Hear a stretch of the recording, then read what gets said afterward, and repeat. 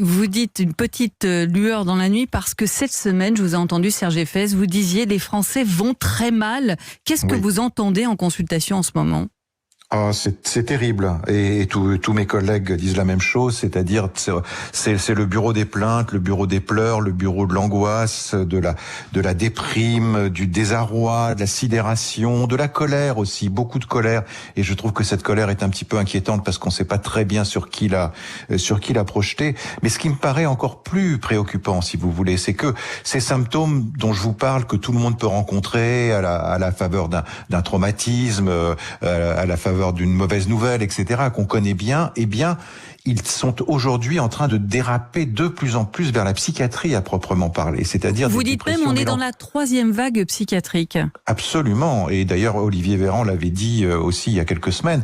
On est dans cette 3e vague psychiatrique à l'heure actuelle, c'est-à-dire avec des risques suicidaires qui sont majeurs, avec des dépressions qui sont quasiment mélancoliques, avec des états de sidération anxieuse, avec des risques de décompensation un peu sur un mode paranoïaque. Et là, c'est pas juste les bons conseils, les liens amicaux, le fait de faire du sport ou du yoga qui, même si tout ça est important, qui va suffire. Il faut vraiment des soins pour ces personnes-là. Il faut des diagnostics et il faut pouvoir conduire des traitements appropriés. Et je pense que d'après ce qui commence à remonter, c'est 20% de la population française qui commence à basculer dans la psychiatrie. On commence déjà à voir les tentatives de suicide et notamment chez les adolescents qui sont multipliés par rapport à l'année dernière. Et on sait, s'il n'y a pas encore de retentissement sur les suicides à proprement parler, on sait par expérience que les suicides se produisent plutôt 1 an, voire 2 ans après une crise ou une épidémie. Donc, je veux dire, il y a le court terme, là, il y a l'immédiat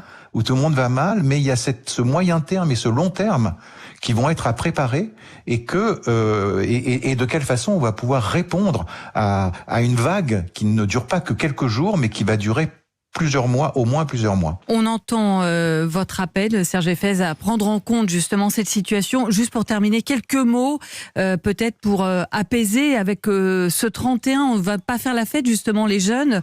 Qu'est-ce qu'on leur dit ? On leur dit aux jeunes qu'il faut tenir le coup, que les jeunes, c'est vraiment les héros de cette épidémie parce que c'est eux qui la subissent le plus. C'est eux qui ont le moins de risques médicaux à proprement parler. Il y a quand même un nombre infime de jeunes qui développent une maladie grave avec le Covid, mais c'est à eux qu'on demande le plus de solidarité, le plus de difficultés par rapport au fait de suivre leurs études.